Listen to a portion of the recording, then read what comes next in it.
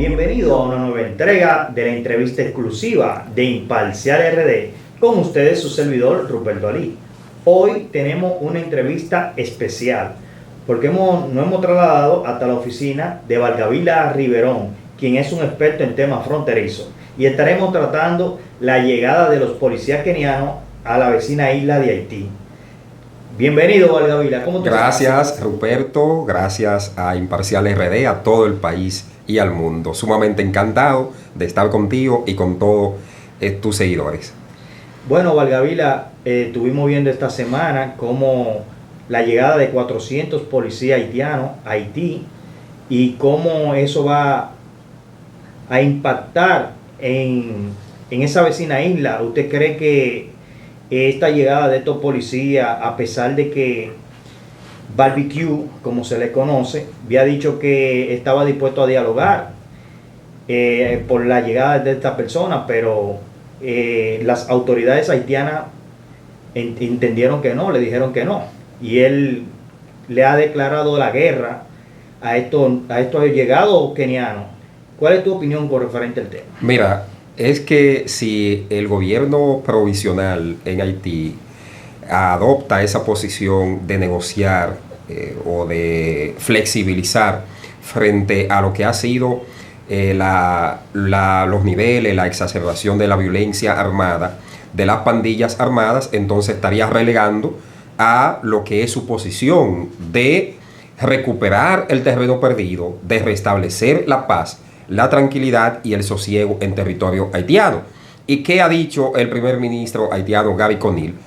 Que no hay un clima favorable para emprender un proceso de diálogo o de negociaciones porque las bandas armadas no han dado muestra de que tienen interés de deponer las armas o de actuar de manera pacífica, porque han continuado con su modus operandi, que es de persecución, de extorsión, de terrorismo, de chantaje, de fomentar y exacerbar el clima de la violencia en territorio haitiano, principalmente en el corazón de la capital, Puerto Príncipe.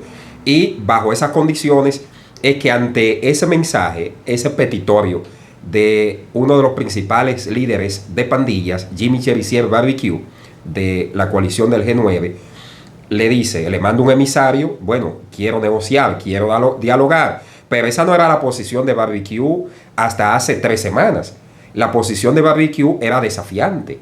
Era que iba a haber un derramamiento de sangre a la luz de la llegada de los soldados y las fuerzas especiales kenianas. Luego él ve la realidad y entonces es que decide y manda este mensaje pacifista de actuar de manera amigable. Pero el trasfondo no es ese. El trasfondo de lo que Barbecue quería hacer era una especie de caramelo envenenado hacia la primatura de Gary Conil y hacia el Consejo Provisional Presidencial de Transición haitiano, vendiéndose como un salvador. Miren, aquí estoy yo. Yo estoy en disposición de dialogar, de flexibilizar, de cambiar la hoja, cambiar la página, sustituir la violencia armada por el pacifismo o por la paz, cuando es todo lo contrario.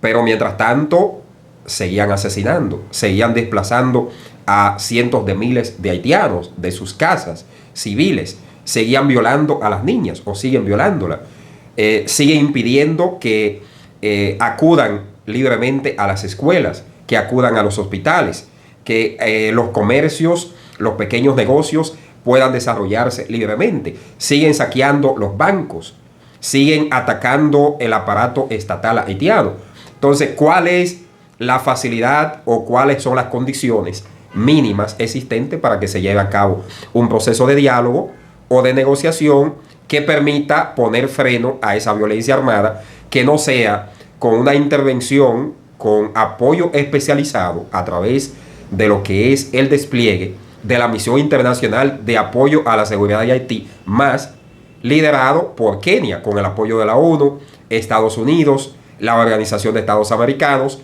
y también Canadá, que han sido los países que han aportado recursos para hacer posible la sostenibilidad del despliegue de esta misión de apoyo a la seguridad en Haití. Entonces, el primer ministro está en lo correcto.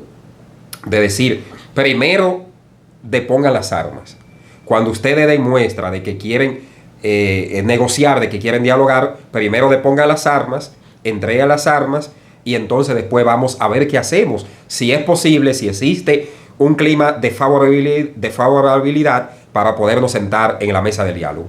Bueno, en ese sentido, Riverón, vemos como el presidente norteamericano Biden se refirió a que iba a cambiar el clima en Haití. Sí. Hemos visto con cómo el presidente Abinader acogió, que decía que tenían 3 años solicitando y que por fin no hicieron caso. Fue lo que quiso decir el presidente Abinader en la pasada semanal, cuando se le refirió al caso que llegaban nuevas tropas a Haití para tratar de pacificar a Haití, cosa que va a ser difícil, porque apenas llegaron 400 policías kenianos, pero recuerda que el 80% de Puerto Príncipe está ocupado por bandas haitianas que no permiten que ese país se desarrolle, que tenga una equidad social. En ese sentido, ha permanecido el mercado binacional, pero en esa entrada por las 5 provincias que tiene República Dominicana, que hace frontera con Haití, es posible que crucen algunos de las bandas haitianas a territorio dominicano, a pesar de que el gobierno reforzó la frontera.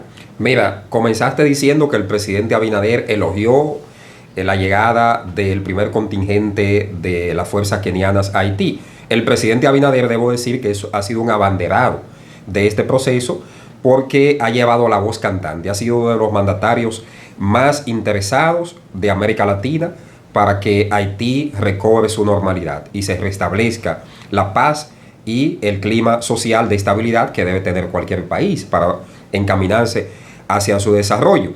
Con relación a lo que son los puntos fronterizos formales, que son 4 en total: Dajabón con Juana Méndez, Elías Piña con Belader, Pedernales con Anzapitre y Jimaní, provincia de Independencia, con Malpaz.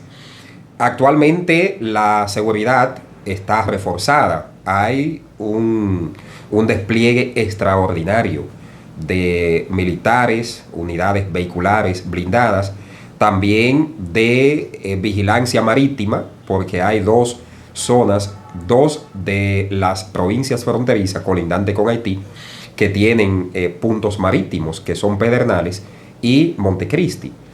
Montecristi por la zona de Fort Liberté, en Pepillo Salcedo, Manzanillo específicamente, y Pedernales por la zona de Anzapitre y toda la parte sur y suroeste de Haití. También la vigilancia aérea, los aviones supertucanos. Diariamente estoy recibiendo reportes de mis fuentes fronterizas de que la vigilancia aérea sigue su curso y se está desarrollando a todas horas del día. También están los drones para fortalecer la vigilancia. Hay más de 10.000 soldados custodiando la frontera del Ejército de República Dominicana al mando del mayor general Carlos Antonio Fernández Onofre, que lo vemos que está semanalmente en la frontera, visitando, arengando a los soldados, motivándolos. También el director del CESFRON, el general de brigada Freddy Soto Torman, está permanentemente en la frontera. Obviamente que la frontera siempre tiene sus puntos vulnerables, porque en todas las fronteras del mundo hay zonas que son porosas, que son de alta vulnerabilidad y pueden darse algunos tipos de casos. Ahora bien, hay un reforzamiento distinto al anterior.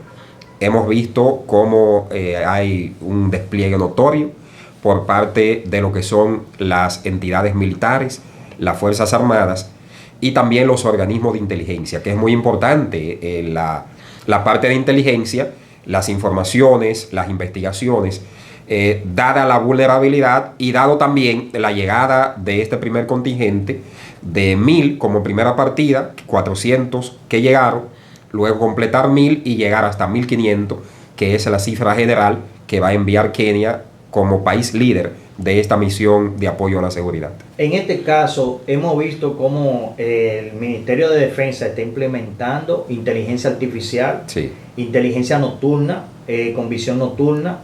Hemos visto el apoyo del gobierno con hacer registros biométricos Sí. y de reconocimiento facial también, para identificar a las personas que no solamente pasan por el punto fronterizo, sino por cualquier cámara de vigilancia que esté cerca de la frontera, por alguno de los puntos de esta provincia. Sí. Porque son 5 provincias, a pesar de que tiene 4 puntos de acceso. Así es. Vía legal, a pesar que también hay una frontera comercial. 4 puntos formales. Sí, pero hay una frontera comercial que es con Copadevi, creo que se llama. Codevi. Y en este sentido, ¿cree usted que la inteligencia artificial que se está implementando para reconocimiento facial de esas bandas, por si cruzan para este lado, está República Dominicana capacitado para enfrentar esas bandas? Mira, es lo que ha dicho el Ministerio de Defensa, y como es el Ministerio de Defensa el que maneja la seguridad interior, la seguridad interna, la seguridad en los puestos fronterizos, si el Ministerio de Defensa ha dicho que están en capacidad de afrontar cualquier desafío, cualquier reto que signifique la posibilidad de un desbordamiento, no solo de miembros de pandillas armadas de Haití, sino también de haitianos, porque uno de los mayores desafíos que afronta la República Dominicana como país colindante con Haití es el tema del control de los flujos migratorios, que es lo que más dolor de cabeza le ha generado. Pero a eso usted le tiene que sumar también otras cosas más, como es el tráfico de mercancías ilegales que se da desde Haití a la República Dominicana. Cuando hablamos de mercancía, está ahí desde productos agrícolas hasta las sustancias controladas. Y armas de fuego también. Armas de fuego. Son un sinnúmero de cosas o de acciones. El contrabando de alcohol, el contrabando de cigarrillos y así sucesivamente, que son de las acciones, de los movimientos que se dan, y que en la frontera esto significa un desafío y también a la vez una amenaza. No así el tema de los intercambios comerciales bilaterales entre República Dominicana y Haití, o transfronterizos, que son una oportunidad, tanto para haitianos como para dominicanos, porque tú tienes, por ejemplo, el mercado transfronterizo de Dajabón con Juana Méndez. ¿Cuánto mueve ese mercado los días que se realiza, que son 2 días por semana? Lunes y viernes, más se mueven en términos generales alrededor de $100 millones entre los dos intercambios comerciales, lunes y viernes.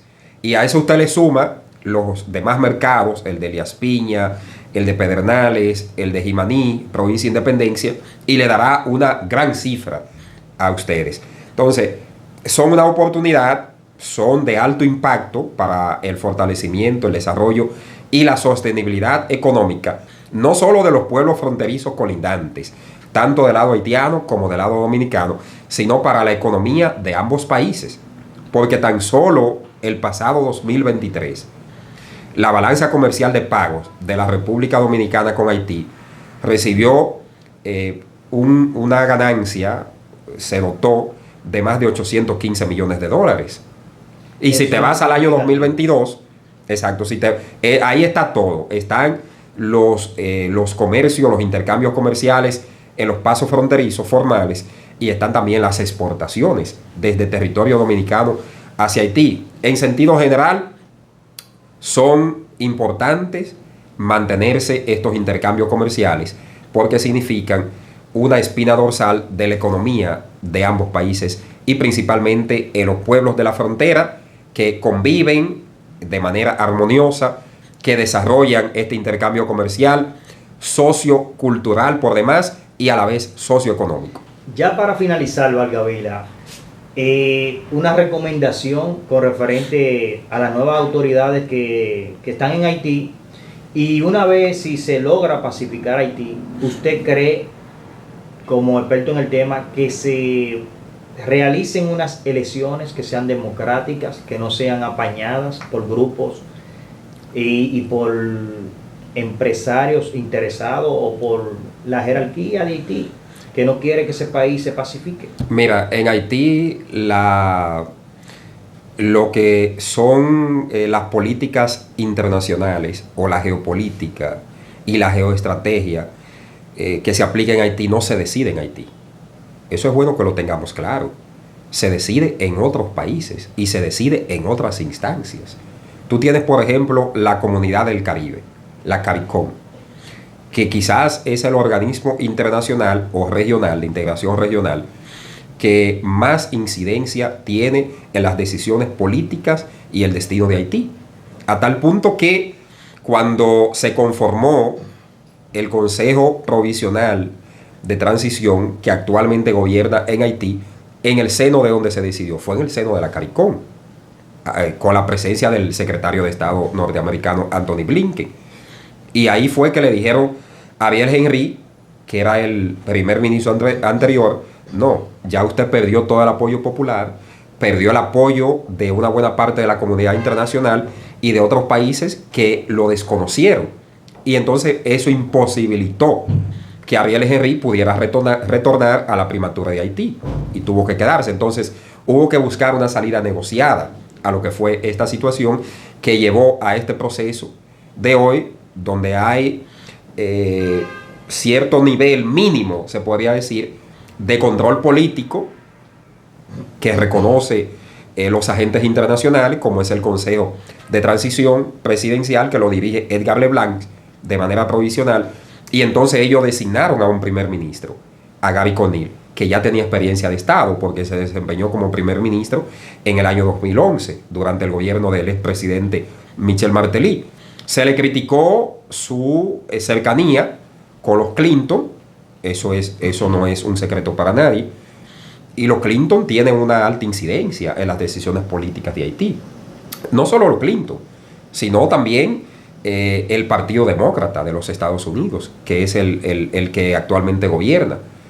Y es a raíz de esto entonces que dicen, bueno, si Gary Conille es el que unifica a la clase política y en el seno del Consejo Provisional Presidencial de Transición designan 9 miembros, 7 con derecho a voz y voto y 2 con asientos sin voto, con asientos permanentes, ¿qué pasó ahí en ese proceso? Que le dieron a cada quien lo suyo. Las fuerzas que tienen mayor incidencia interna, políticamente hablando en Haití, el Lavalas de Jean Bertrand Aristide, Piti Dessalines de Moisés Jean Charles, también le dieron a la sociedad civil haitiana, a la iglesia, al empresariado. O sea, están todos los sectores vivos, las fuerzas vivas que convergen en Haití, representadas en ese Consejo Provisional de Transición. Y nosotros lo decíamos al principio, aquí va a haber una repartición, y justo fue lo que se hizo, para ir apaciguando, bajando las tensiones. Lo que pasa es que, como esas pandillas se le salieron de control a los estamentos políticos y a aquellos sectores privados que la promovieron en primera instancia. Porque tú tienes Haití con 5 intervenciones. Esta es la 5ª intervención armada extranjera en 110 años. La primera fue en 1915. Esa estuvo hasta 1934. Después de décadas de pacifismo y de ciertos niveles de estabilidad, en 1991 se produce otro golpe de Estado. En 1993 se produce otra intervención, cuando el derrocamiento de Jean Bertrand Aristide por primera vez. Luego se produce otro nivel de estabilidad. En 2004 vuelven y derrocan a Jean Bertrand Aristide. Se produce otra intervención internacional con la ONU a la cabeza y Estados Unidos apoyando. Y luego entonces vuelve un poco de estabilidad hasta que matan al presidente Jovenel Moïse en el 2018. Entonces, no, ¿qué pasa? En el 2021. 2021, perdón. 2021. En julio de 2021. En julio del 2021. ¿Qué pasa? Que se exacerba la crisis. Se vuelve más grave, toca fondo, y entonces la salida negociada o la posibilidad de restablecer Haití que se vislumbra es otra intervención, la que se está produciendo ahora con Kenia a la cabeza. O sea, si analizamos llegamos a la conclusión de que la crisis en Haití han sido cíclicas, han sido durante un proceso cíclico, van y vienen. En este caso, luego de 3 años que se van a cumplir ya el mes que viene de la muerte de Jovenel Moïse, esperemos que ese país, Valgavila, logre la estabilidad económica, la estabilidad de la seguridad ciudadana, y agradecemos tu participación, Valgavila. Lamento que el tiempo haya sido tan corto, con tan buena entrevista y con esta importante entrevista. Valgavila, decir, Ruperto, que la primera estabilidad que debe lograrse en Haití es la estabilidad política. La estabilidad política, y luego entonces eso trae la estabilidad de la seguridad. Y posteriormente entonces vendrá la bonanza económica. Y quizás se reduzca el flujo migratorio de haitianos hacia la República Dominicana. Porque los haitianos en su gran mayoría no salen de Haití porque quieren irse, quieren emigrar a otro país porque sí, sino porque no tienen las condiciones de estar, de desarrollarse de manera individual, de crecer, de tener condiciones mínimas. Entonces, nuestra recomendación a esa diáspora haitiana también, que aquí en la República Dominicana hay una comunidad amplia de haitianos, emprendedores, empresarios, intelectuales, políticos, sociólogos, a que también sean parte de este proceso y que ayuden a su país a salir de ese letargo, de ese hoyo, de esa crisis agravada en la que se encuentran al día de hoy. Nosotros ciframos las esperanzas de que con este nuevo proceso, independientemente del alzamiento que exista, de la guerra declarada por parte de alguna de estas pandillas, se pueda llegar a ese proceso, a ese punto de ver a un Haití totalmente diferente, totalmente rescatado y pujante hacia su desarrollo. Bueno, Valgavila, muchísimas gracias por cedernos esta entrevista. Gracias a ti, Ruperto, y gracias al país y al mundo. Encantado. Bueno, y ustedes continúen viendo la programación de Imparcial RD. Les recomendamos que activen la campanita para seguir produciendo contenido como este. Se suscriban y nos sigan. De mi parte es todo. Con ustedes, Ruperto Ali, en una entrevista exclusiva de Imparcial RD.